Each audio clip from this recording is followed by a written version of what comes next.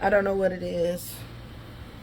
But I get compliments all the time, which is great. The problem is, I never got this for 12 good years, but also I was being damaged mentally, psychologically. I was being damaged financially. I was being damaged from the inside. I was being damaged constructively, strategically, systematically. I was intentionally being damaged, and I am recovering now. But just my simple efforts, for some reason, they resonate, they radiate from me. And I'm just like, what? These compliments, and I just said in a previous video, I said, recognition without compensation after all gets annoying. Like, okay, thank you. Like, you expect it, but it doesn't get deposited to where it can even uplift and edify. You're just like, okay, and it stays on the top. And I just feel like I have to train myself to receive it well, to receive it with humility and appreciation. Because I know that the compliments are not depositing to the core. I know that they're not going past my chest. I know that they're not eating away at anything, at any hurt or pain, and allowing me to now be in the positive as opposed to the negative, be in the joy as opposed to the torture and the turmoil and the trauma. They have to eat away. They're supposed to. Things are better now. Things are completely different now. But they're not just completely different. They are improving. We are growing. We're becoming aware. We're becoming in charge. I'm growing. I'm maturing. So things should be better. And they are indisputably so. I'm now living in an answered prayer. I'm in my own home. I'm renting. But this is a place that is mine. Can't nobody come up in here and start acting up. I pay my bill. I could stay here. And that's essentially how it works everywhere. The thing is that there was a point in time I used to sit, that's my closet over there, but not that closet, but in my former home, a townhome with my ex-husband, and just sit in awe and disbelief. But that was a spectrum of thoughts, but I was always in the awe and disbelief, like, oh my God, he is so mean. Oh my God, I failed again. Oh my God, I didn't clean the counter. Oh my God, I didn't bring water out for him. Oh my God, he said the kids should not be having blankets on the couch when we watching movies. Oh my God, the house is dirty again. And he came home after I had just cleaned up, but they had made something disorganized. It was clean, but it wasn't organized.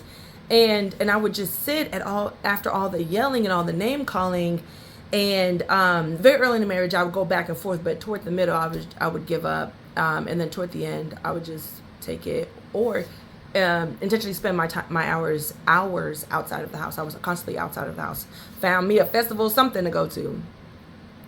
Not festivals, free things. I definitely found free things because it was me and my kids. I needed to stay out because if I would keep the kids there, then he would call and harass it. Come back. I don't want to be responsible for my own children. I can't babysit. But I gravitated toward the spectrum of thoughts that would matured into finally, girl, I got to get out of here, and I divorced. And here I am today. So being in that closet and wondering, can I get out of here? Is it okay? Because I had to fight through the religious thoughts. I had to fight through the financial responsibility that I was going to have going for my, at first it was shared income, then I wasn't working, and then I started working, but the amount of work wasn't sufficient to be able to get no apartment. And the amount of work was then not sufficient to be able to get an apartment and then be able to take care of, bring food home for me and 3 kids. So that took a long time because I was trying to wait. Then I was trying to go through transition centers. I was trying to go through Catholic charities, just go through these just resources in the community to see how I could expedite this, because I had decided I'm out of here. And I decided I was going to get out of there through divorce, but I was going to it's going to take forever for me to get rich, and let me use some community resources for now. But here I am, and not only here I am, the oh my God, it's like I have a cupcake and there's cream on the cupcake, and now there's being sprinkles by getting these compliments. But the original reason for this video, I have looked at my mother and I have looked at my father. My mother has also left as well. And I've just wondered, oh my God, I have gone now and make the same kind of transition as my mother has made by leaving her home, and doing it in a discreet way, and also saying that he could have not hurt my feelings throughout the marriage. He could have not taken my whole check throughout the marriage. That was I want to say it's a cultural thing, but not all marriages in Igbo land of Nigeria, not all women give their check. So it was something my mother did. That was something that I did. And I think that happens a lot in Nigeria, but can I really say it's cultural? I don't know. But when I look at them, I see that, oh my gosh, I've made the same kind of exit as she has matrimonially. And I don't want the same for my daughter, but to not want that is not enough. So I have to make some other things. So I pray, but you got to give God something to bless, right? So educating myself, I've spent a lot of time trying to learn new things, but also trying to make sure that I'm in right standing with God. So like not just reading the scripture, but also I'm staying in community with people in the church. But I see that I'm still going the religious route, like Bible study, reading my scripture, praying and fasting on my own personally, all still under that umbrella of religious motivations there, right? But what could I do, sister? What could I do also that can ensure a different route, a different end? Because as of right now, my mother has left my father and she's living in her own apartment. She just sent a request for her two sisters to join her, and so now she lives they're just visiting for a while because she's about to throw herself a party, a 70th party, and all kudos to her. But I think it starts with me, because I know that ultimately what I would really desire would be for me to live in a happy home and in a marriage, and in a happy, healthy marriage, where he actually wants to be there, I actually want to be there, we enjoy each other's presence. And I've heard of those. They actually exist.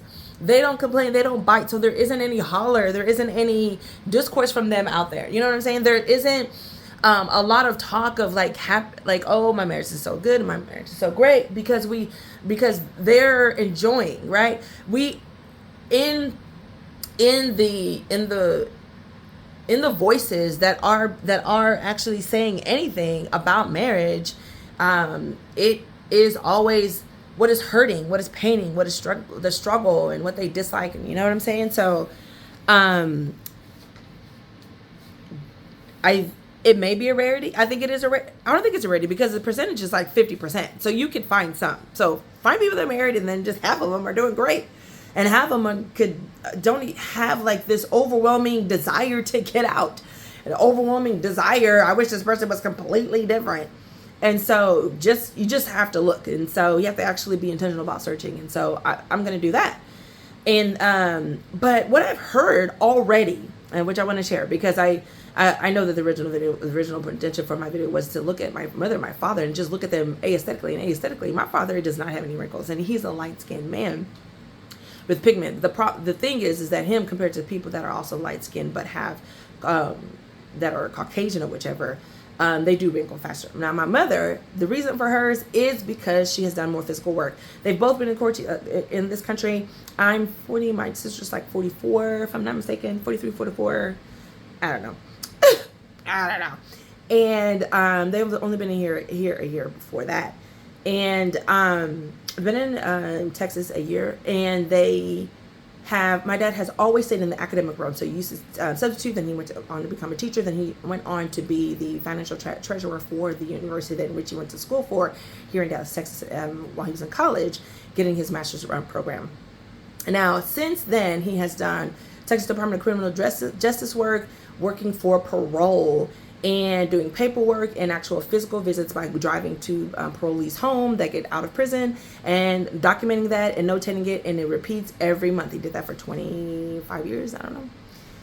give or take. And now my mother has gone from making beds, cleaning people's homes, cleaning people's bodies, cleaning running errands for them, and still doing similar work. Right now she works with adult Asperger's and autism, if I'm not mistaken, those who can live in a home, but they're on in an area where they can live but with assistance. And so someone around the clock is there, if I'm not mistaken. And so she works day and she works night. And a lot of times she's preparing the food, cleaning the home, not cleaning them necessarily, I don't think. But even as of recently, I know in the past, my brother has done it. He's gotten stabbed. My mother has done it. She's gotten punched. I've seen her with a black eye. As of today, right now, my mother has on the side of her face, underneath her chin and down toward her neck, she has a knife mark. So she's been in a completely different environment for 40 years. And so what I'm not going to do is physical work. Right now I'm currently doing security guard work. And a lot of the, I don't know, is it possible to go from 1 week? It's possible, a rarity, but it's possible for me to go a whole week. I mean, the chances are just so high, but it's possible because when you're in the orbit of violence, the chances just increase. But, is it possible for me to, I'm finna quit security because let me tell you something, I'm not finna be fighting these dudes. They want to fight and I don't want to, but it's my job. So I have to do it. Fighting, wrestling, pepper spraying, breaking out my baton, using my body to separate, get in between them and whoever's throwing them out. The bartender, the club owner, the, what else do I work? Different stores, different shops, different, what is the vape shop I work at? People just don't want to go. I literally put my body in between. That's physical work. As of right now, I'm 40. I get that a lot of times I don't look 40, and I love to hear that feedback. It's feedback about what I do, what I use on my face. I use nothing. I'm lying. I cleanse it with this. I cleanse it with lemon and turmeric, and then I come out of the shower and wipe with a cotton ball with that toner, and then I put that moisturizer on. But I like the feedback, because if I didn't get good feedback, I would definitely be invested right now in like trying to figure out what I need to do. But it's also got to change in the workplace. I just saw my mama, wrinkles. And it's so important, ladies. I've been told by our older white women, and she was just like, girl, the décolleté, take care of it just as often as you take care of the face. You take care of this today, take care of this. This also needs to be not just cleansed, but also moisturized. And she was like, take care of it. Treat it as if it's also your face, because it's going to show. She called it the décolleté, but that also descends a little further down. So not just the neck, also your elbows and your hands. Reveal your age. And I got to get out of security. I got to get out of it. I got to find me a online job or something. But these wrinkles, I'm not finna be, look, again, she's 70, right? But is it possible to be 70? I mean, my father's older than her. The only wrinkle you got when he's doing his white 32 smile, and he's like, geez, and then you can see it here. But I know for a fact he don't have no facial regimen. I know for a fact that he doesn't have the steps in the process. The difference is the work, and the work that we are doing is going to manifest on our face and in certain areas, and it's going to age us. That don't mean anything to some people, and it means a lot to many. Whatever you're doing in your 20s is going to reflect in your 30s. Whatever you do in your 30s is going to reflect in your 40s. Whatever you do in your 40s is going to reflect in your 50s. For those who are 40 right now, do something or refrain from doing something, because it's going to show in the next decade. Have a good one.